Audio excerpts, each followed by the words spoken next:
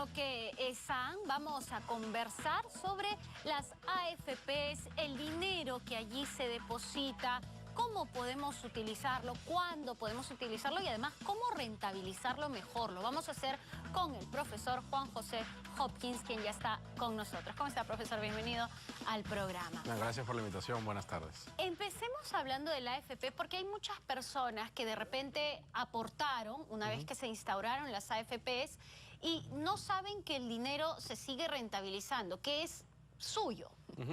A ver, ahí hay que diferenciar entre efectivamente dos grupos de gente, creo. El primero es el que hizo aportes obligatorios, que efectivamente tienen un fondo propio ahí guardado hasta que se jubilen, ya sea en el régimen anticipado o en el régimen regular, ¿no? Dependiendo de a cuál puedan postular. Y hay gente que algunos no lo saben, pero que han aportado de manera voluntaria a la AFP. Y si tú aportas de manera voluntaria a la AFP, puedes hacerlo o con fin previsional, que eso sea para que sirva de pensiones, y igual no lo puedes sacar hasta que llegues a tu edad en la que te jubilas.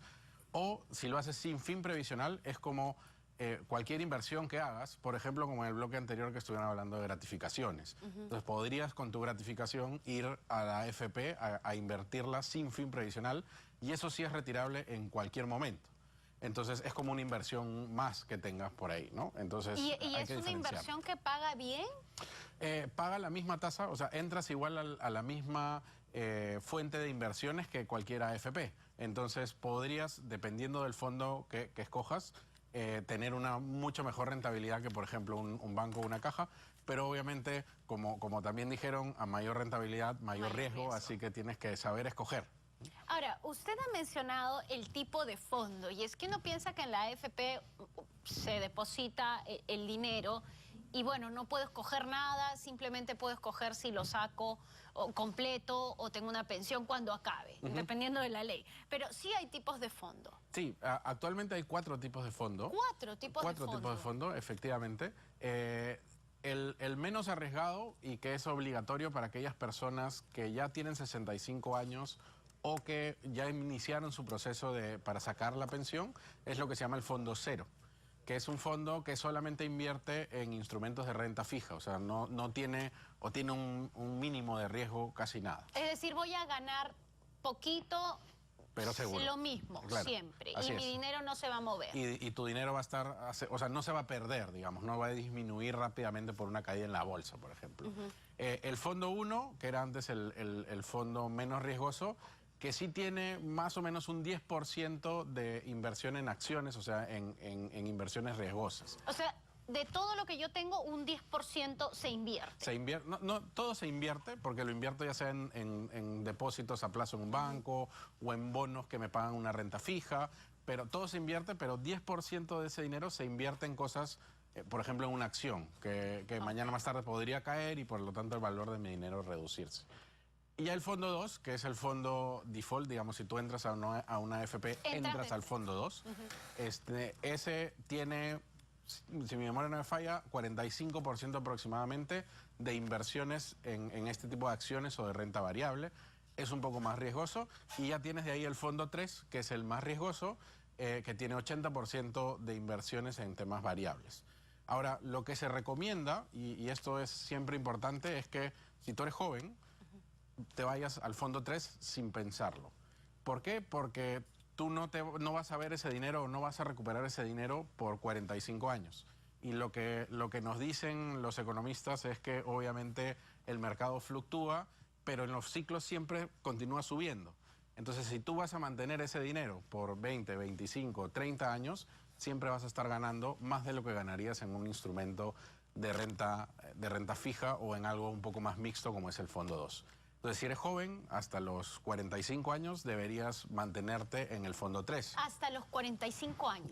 O sea, podría ser un poco más dependiendo, como también dijeron en el bloque anterior, de tu apetito de riesgo, ¿no? O sea, si tienes un poco más de apetito de riesgo, mantente en el fondo 3. Es definitivamente el que mejor le ha ido en términos de rentabilidad durante los últimos, o sea, a lo largo del tiempo, ¿no? Yo puedo escoger ¿en qué momento cambio de fondo? ¿Me pueden decir, no, ya no puedes cambiar más? Hay ciertas restricciones cuando te acercas a tu jubilación. O sea, si ya tienes 65 años, ya no puedes irte al fondo 3, por ejemplo. Ya solamente tú, por escrito, puedes elegir, o sea, te vas por default al fondo 0, pero si tú lo dices, puedes irte al fondo 1 o al fondo 2. Después, en cualquier otro momento, es totalmente libre. Yo puedo ir, yo lo he hecho varias veces, o sea, vas un día y dices, oye, me parece que la bolsa va a caer, me cambio al fondo 2. Me parece que la bolsa va a recuperar, me cambio al fondo 3 y así. El tema es que se demora. Entonces, como no es inmediato, obviamente la predicción de cómo va a reaccionar el mercado puede variar. Entonces, entre que te cambies puede ser que pierdas la subida, digamos.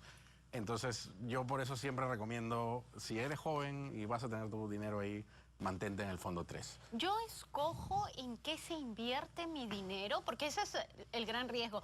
Invertir nos cuesta muchísimo. Bueno, hay quienes desde niños los crían así, sería maravilloso, pero a la mayoría nos cuesta.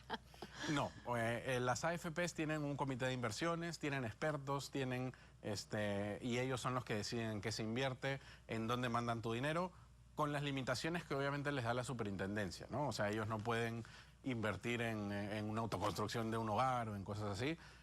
Pero sí ellos deciden si lo pongo en la acción X, la acción Y, en el bono X, en el bono Z. Ellos son los que deciden. Tú sencillamente lo que eliges es qué tanto riesgo asumes con el fondo que les estás dando. Pero sí me tienen que informar cuánto se va acumulando, cuánto voy ganando o perdiendo, que esperemos no sea así. Sí, últimamente no han perdido las AFPs. Obviamente el fondo 3 tiene mucha más capacidad de pérdida que los otros dos. Pero sí me van informando, depende de la AFP, trimestralmente, mensualmente, cuatrimestralmente en algunos casos, te van enviando reportes de en qué están invertidas tus acciones y cómo te ha ido durante ese plazo. Lo que se recomienda ahí, y yo sé que a veces es difícil por nuestra naturaleza, es que si alguna vez recibes un informe en el que efectivamente estás viendo que has perdido, no corras a cambiarte al fondo 1. Ni te sientas fatal porque perdiste. Así es, porque el mercado es así. O sea, el mercado a veces sube, a veces baja, pero lo que, como dije al principio, se ha demostrado es que siempre va a subir más de lo que va a bajar. Entonces, mantente y siempre es mejor, como dice, cuando baja, tú vas a comprar más barato. Entonces, cuando sube, va a ser mucho más beneficioso lo que ganes. Entonces, ahora, hay quienes se han beneficiado con esta posibilidad de retirar el 25% del fondo de mi AFP para pagar un préstamo hipotecario, comprar una casa o todas las opciones que dan. ¿Es recomendable? ¿Cuánto debo tener yo más o menos para poder utilizar este 25%? Mira, o sea, ahí dependerá del caso. O sea, no te puedo decir, oye, sí es recomendable para todos, pero uno debe siempre calcular con cuánto necesita para vivir una vez que se jubila. O sea, porque obviamente a los 65 años en los que te jubiles, puede ser, o lo que normalmente dicen es no vas a recibir tu sueldo completo porque recibir tu sueldo completo.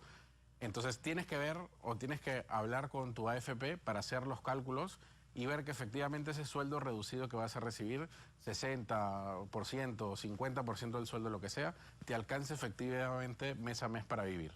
Entonces, si eso te funciona, los números te dan y te queda ese 25% libre, sácalo. O sea, inclusive, oye, nunca está de más. Normalmente las deudas tienen mucho más tasa de interés que las inversiones. Entonces, si puedes cancelar una deuda, si puedes hacer esas cosas, hazlo. Pero siempre ten cuidado de que no dejes tu fondo tan bajo que no te alcance para vivir una vez que lo estés sacando, ¿no? Ahora, otra gran duda, salí del trabajo, ya sea porque, bueno, hubo una reducción de personal, yo renuncié, hubo una situación X, Y o Z. ¿Qué pasa con mi fondo? El fondo se queda ahí. O sea, el fondo se queda ahí hasta que cumplas con uno de los requisitos laborales para que efectivamente te puedas jubilar o lo puedas retirar, digamos, ¿no? O sea, con esta nueva norma, por ejemplo, que nos han permitido, no me acuerdo ahorita el porcentaje, pero el 90% creo del fondo. Pero, por ejemplo, yo ahorita tengo 37 años, me pierdo mi trabajo, no puedo ir a sacarlo. O sea, pero ojo que tampoco puede ir nadie a sacarlo. O sea, si yo empiezo... Ni la AFP lo va a sacar. Así es, toquemos madera, pero no le puedo pagar al banco, el banco no puede ir y cobrarse del fondo que está ahí. Es un fondo totalmente intangible que va a servir para el momento en el que yo me jubile y tenga que recibir una pensión. No, eso es lo que está buscando asegurar. Bien, Juan José, muchísimas gracias por estar con gracias nosotros y por ilustrarnos. El tema de la AFP también es complicado y es bueno conversarlo. Esto fue nuestro bloque ESAM.